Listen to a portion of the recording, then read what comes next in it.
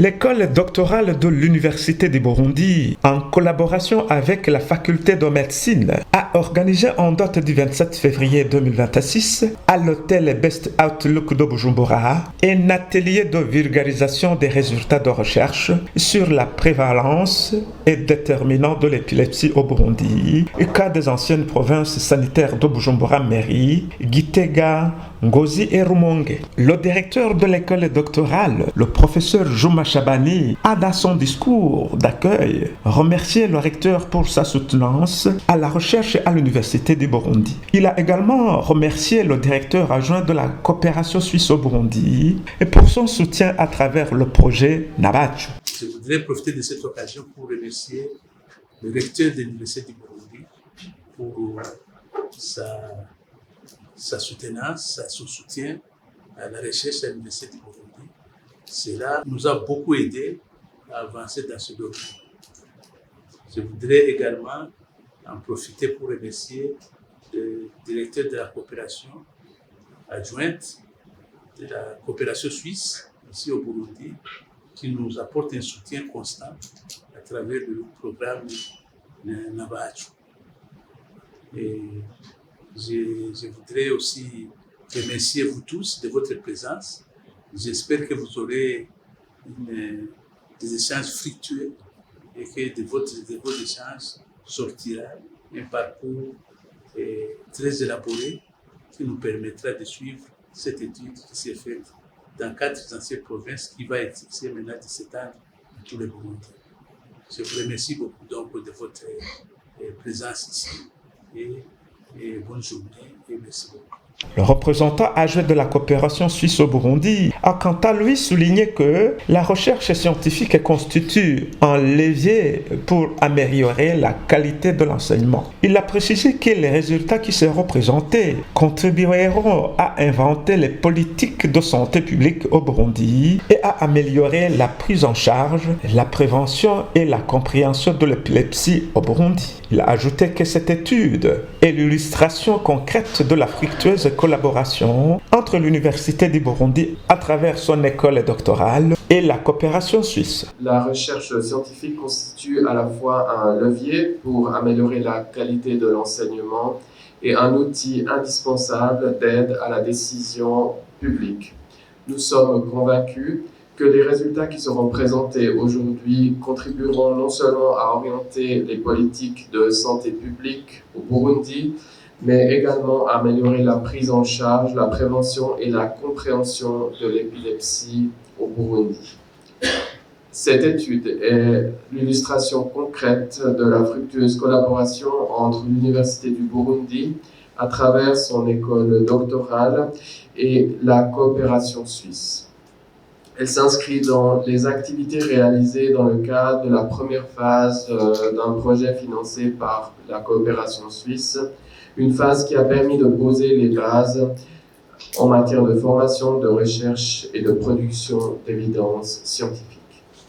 Le vice-recteur a exprimé la profonde gratitude de l'Université du Burundi à la Confédération suisse pour son soutien constant à travers l'école doctorale et pour l'appui apporté lors de la première phase du projet.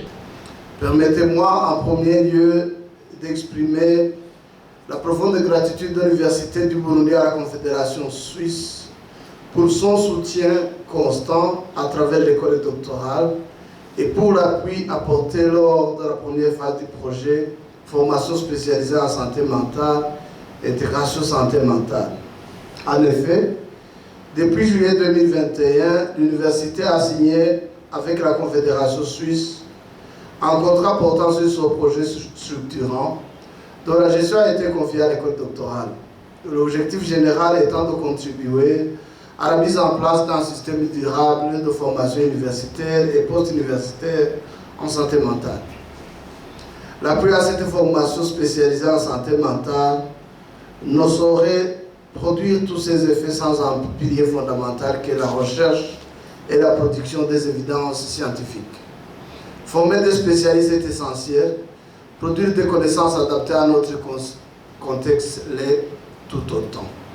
C'est précisément la raison d'être de cet atelier d'aujourd'hui. Grâce à cette coopération fructueuse, l'Université du Burundi est fière des résultats déjà atteints. 24 médecins psychiatres sont déjà formés, dont 10 déjà titulés du diplôme d'études spécialisées en psychiatrie. La création d'une filière de psychiatrie au Burundi, l'harmonisation des offres de formation en santé mentale au Burundi, ainsi que le renforcement des capacités nationales de prise en charge des troubles mentaux. Je voudrais ici saluer et féliciter particulièrement les 8 médecins psychiatres qui ont brillamment achevé leurs études et les souhaiter la chaleureuse bienvenue dans le pays natal. Leur retour constitue une contribution majeure à l'amélioration de l'offre de soins en santé mentale au Burundi et un espoir concret pour de nombreuses familles. Le professeur Patrice Barasukana, qui est l'un des membres de l'équipe de chercheurs qui ont mené l'étude sur la prévalence et déterminante de l'épilepsie au Burundi, explique les facteurs principaux favorisant cette maladie dans notre pays. L'épilepsie, c'est une maladie neurologique ancienne, mais qui continue à être méconnue ici dans notre pays. C'est une maladie qui continue à présenter des préjugés. Pourtant, c'est une maladie, une fois traitée, qui est curable. Alors, quelles sont les grandes causes de cette maladie?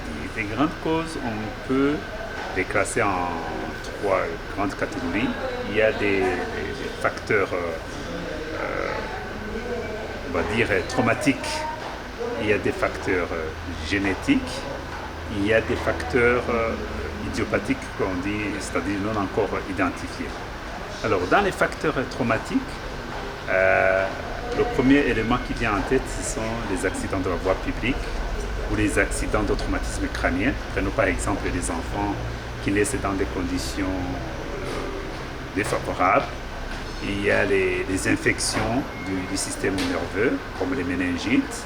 Il y a les maladies comme les tumeurs qui attaquent le cerveau. Et là, ça fait partie des facteurs traumatiques. Le deuxième facteur, ce sont les facteurs génétiques. Malheureusement, il n'y a pas d'études qui montrent la prévalence de l'une ou l'autre gène par rapport à cette maladie. Et il y a également les facteurs idiopathiques dont les études sont en cours. Donc, pour nous, à côté de ces grandes causes qu'on vient d'énumérer, il faut ajouter également d'autres éléments, qu'on va dire, qui sont des facteurs favorisants. Ces facteurs favorisants, c'est par exemple, prenons pour les enfants, parce que la maladie prend les deux extrêmes. La maladie est prévalente chez le jeune enfant et il survient plus tard chez le sujet adulte. C'est-à-dire que ça prend les deux extrêmes de la vie. Alors, chez le jeune enfant, le premier facteur qui peut être impliqué, c'est par exemple le manque de sommeil. Le manque de sommeil, ça fait partie des facteurs qui peuvent être à l'origine des crises épileptiques. Le deuxième facteur, c'est par exemple la consommation de stupéfiants ou de drogues. Ce sont des éléments qui surviennent vers les sujets adolescents ou autres, et ça peut favoriser la survenue de crises. L'autre facteur qu'on peut ne pas négliger, c'est par exemple un enfant qui a été mis sous traitement mais qui arrête le traitement. Donc l'arrêt du traitement peut être à l'origine de la survenue ou la recrudescence des crises. Voilà en gros les facteurs qui peuvent être à l'origine de la persistance des crises ou de la maladie épileptique. Il a en plus donné des éclaircissements sur d'autres facteurs causals de cette maladie. En fait, l'alcool, c'est un stimulant du cerveau. Une fois consommé en grande quantité, c'est à l'origine des crises épileptiques.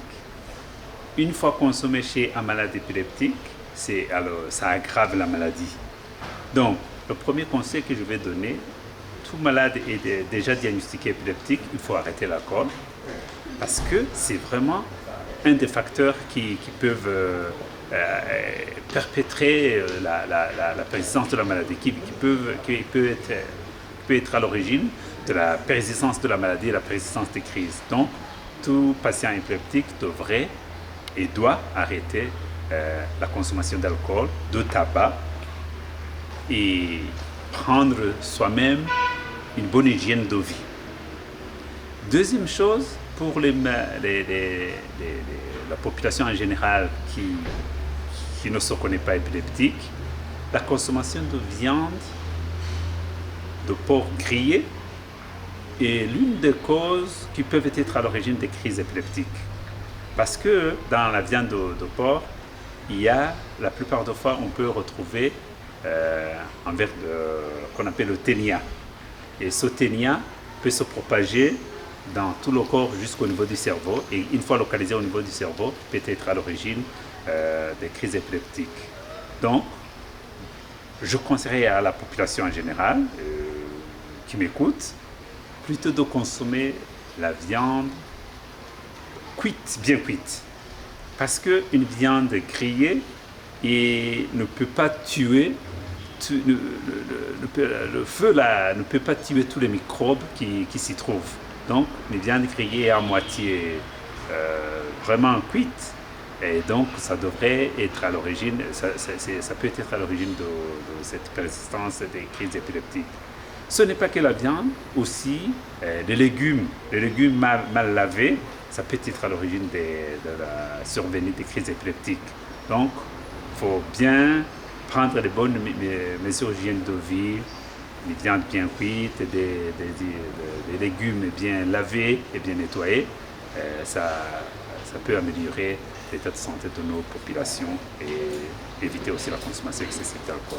Il a fait un clin d'œil aux décideurs politiques et à la CAMEBRU de disponibiliser les molécules nouvelle génération afin que les malades épileptiques puissent être bien soignés. Alors, je remercie quand même le ministère de la Santé publique à travers le programme national intégré de lutte contre les maladies chroniques.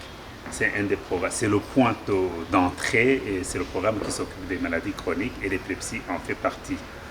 Et donc, via ce ministère, le CAMEBRU devrait rendre disponibles les médicaments antiépileptiques, que ce soit les molécules qu'on appelle les anciennes générations, même les molécules de troisième génération. Pourquoi? Parce que les molécules de l'ancienne génération, oui, c'est efficace, mais à un certain moment, ils n'arrivent pas à contrôler la maladie. Donc, si on pouvait avoir les molécules de troisième génération modernes, comme on le dit, ça pourrait améliorer la prise en charge de nos malades. Le souci qui va se poser, c'est que les molécules actuellement sont chères, très chères. Et donc, ça devrait, à travers par exemple la mutuelle de la fonction publique, les molécules antiépileptiques devraient être remboursées par la mutuelle pour permettre le petit nombre d'agents affiliés à la mutuelle de bénéficier de ces médicaments. L'autre moyen, c'est qu'on pourrait mettre en place un système d'assurance maladie pour que le paysan le plus éloigné puisse avoir accès aux soins d'abord et par après aux médicaments. Donc ça devrait passer par ce chemin pour que le paysan puisse avoir accès à un médicament.